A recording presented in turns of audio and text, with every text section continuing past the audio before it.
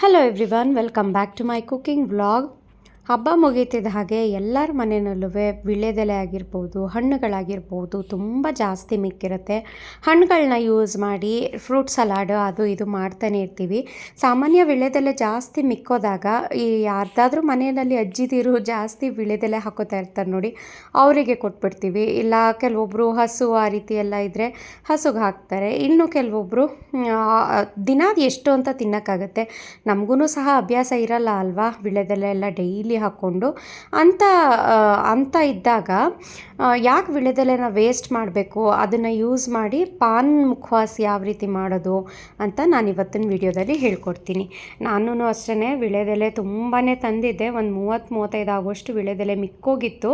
ಒಣಗಿರೋದು ವೀಳ್ಯದೆಲೆ ಇದ್ರೂ ಪರವಾಗಿಲ್ಲ, ತುಂಬಾ ಚೆನ್ನಾಗಿ ಯೂಸ್ ಮಾಡ್ಬೋದು. ಅದನ್ನು ನೀಟಾಗಿ ಅದನ್ನು ಅಂದರೆ ತೊಳೆದು ಸಣ್ಣದಾಗಿ ಕಟ್ ಮಾಡಿ ಮಿಕ್ಸಿ ಜಾರಿಗೆ ಹಾಕ್ಕೊಂಡು ಇಟ್ಕೊಳ್ಳಿ.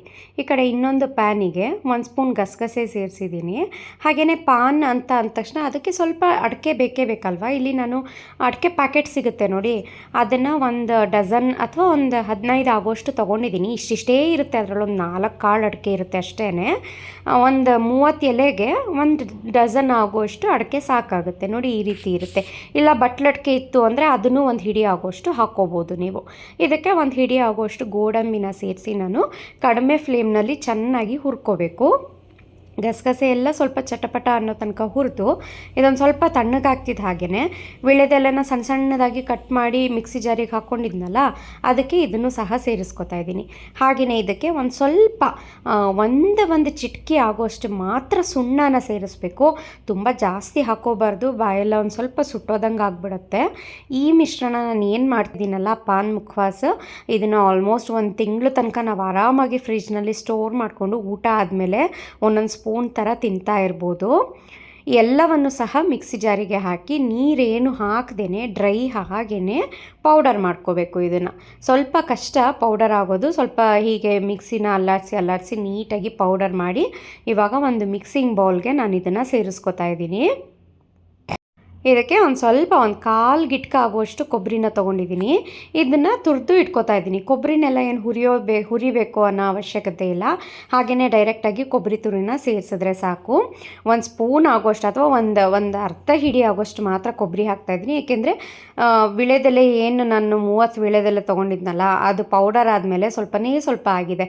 ಅದರ ಕ್ವಾಂಟಿಟಿನ ನೋಡಿಕೊಂಡು ಕೊಬ್ಬರಿ ತುರಿನ ನಾವು ಇದಕ್ಕೆ ಸೇರಿಸ್ಬೇಕು ನೋಡಿ. ಒಂದು ಸ್ಪೂನ್ ಆಗೋಷ್ಟು ಮಾತ್ರ ಕೊಬ್ಬರಿ ತುರಿನ ಸೇರಿಸಿದ್ದೀನಿ ನಾನು.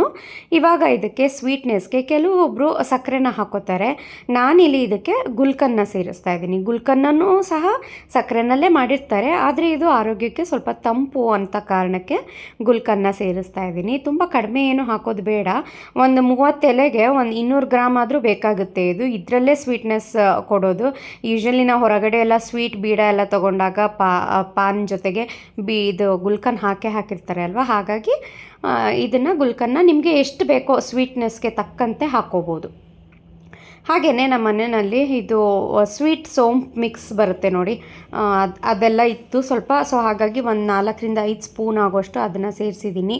ಇದ್ರ ಬದಲು ಇದಿಲ್ಲ ಅನ್ನೋದಾದರೆ ಒಂದು ಸ್ವಲ್ಪ ಜೀರಿಗೆ ಪೆಪ್ಪರ್ಮೆಂಟ್ ಸಿಗುತ್ತಲ್ಲ, ಅದನ್ನೊಂದು 10-20 ಗ್ರಾಮ್ ಆಗೋಷ್ಟು ಹಾಕ್ಕೊಳ್ಳಿ. ಹಾಗೆಯೇ ಒಂದು ಸೋಂಪು, ಒಂದು 50 ಗ್ರಾಮ್ ಸೋಂಪನ್ನ ತೊಗೊಂಡು ಅದರಲ್ಲಿ ಒಂದು 2-3 ಸ್ಪೂನ್ನ ಸ್ವಲ್ಪ ಡ್ರೈ ರೋಸ್ಟ್ ಮಾಡಿ ಅದನ್ನು ಹಾಕ್ಕೋಬೋದು. ಗುಲ್ಕನ್ನೆಲ್ಲ ಹಾಕಿರ್ತೀವಿ ಅಲ್ವಾ, ಸೊ ನೀಟಾಗಿ ಎಲೆ ಮಿಕ್ಸ್ಚರ್ ಜೊತೆಗೆ ಗುಲ್ಕನ್ನೆಲ್ಲ ನೀಟಾಗಿ ಮಿಕ್ಸ್ ಆಗೋ ರೀತಿಯಲ್ಲಿ ಚೆನ್ನಾಗಿ ಮಿಕ್ಸ್ ಮಾಡಿ ಇದನ್ನು ಸ್ಟೋರ್ ಮಾಡಿ ಇಟ್ಕೊಂಡ್ರೆ ಆಯಿತು. ನಾನು ಸ್ವಲ್ಪ ಟೇಸ್ಟ್ ನೋಡ್ತಾ ಇದ್ದೀನಿ, ಗುಲ್ಕನ್ ಬೇಕು ಅಂತ ಅನಿಸಿದ್ರೆ ಇನ್ನೊಂದು ಸ್ವಲ್ಪ ಹಾಕ್ಕೋಬೋದು ಅಂತ. ಬಟ್ ನಂಗೆ ಕರೆಕ್ಟಾಗಿತ್ತು, ತುಂಬಾ ಚೆನ್ನಾಗಿತ್ತು. ಒಂದು ಸ್ವಲ್ಪ ಸಣ್ಣ ಸ್ಪೂನ್ನಲ್ಲಿ ಒಂದು ಸ್ವಲ್ಪ ಹಾಕ್ಕೊಂಡ್ರೆ ಸಾಕು, ಮೌತೆಲ್ಲ ಒಂಥರ ಫ್ರೆಶ್ ಆದಂಗೆ ಆಗುತ್ತೆ. ಆ್ಯಂಡ್ ಡೈಜೆಷನ್ಗೆ ತುಂಬಾ ಒಳ್ಳೆಯದು.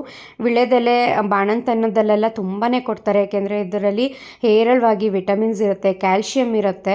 ಸೊ ಹಾಗಾಗಿ ಆರೋಗ್ಯಕ್ಕೆ ತುಂಬಾ ಒಳ್ಳೆಯದು. ಈಗಿನ ಕಾಲದ ಮಕ್ಕಳುಗಳಿಗೆ ಇದೆಲ್ಲ ಗೊತ್ತಿಲ್ಲ. ಸೊ ಈ ರೀತಿ ಮಾಡಿ ಒಂದೊಂದು ಸ್ಪೂನ್ ಆಗೋಷ್ಟು ಸಣ್ಣ ಸ್ಪೂನ್ನಲ್ಲಿ ಕೊಟ್ಟರೆ ಆರೋಗ್ಯನೂ ಸಹ ಇಂಪ್ರೂವ್ ಆಗುತ್ತೆ. ಇದು ಹಾಗೇ ಹೊರಗಡೆ ಇಟ್ಟರೆ ಬೇಗ ಹಾಳಾಗಿಬಿಡುತ್ತೆ. ಹಾಗಾಗಿ ಡ್ರೈ ಆಗಿರೋವಂಥ ಒಂದು ಬಾಕ್ಸಿಗೆ ಹಾಕಿ ಫ್ರಿಜ್ನಲ್ಲಿ ಸ್ಟೋರ್ ಮಾಡಿಡಿ, ಒಂದು 15-20 ಡೇಸ್ ತನಕ ಚೆನ್ನಾಗಿರುತ್ತೆ. ನಾನು ಸಿಗ್ತೀನಿ ಇನ್ನೊಂದು ವ್ಲಾಗ್ನಲ್ಲಿ.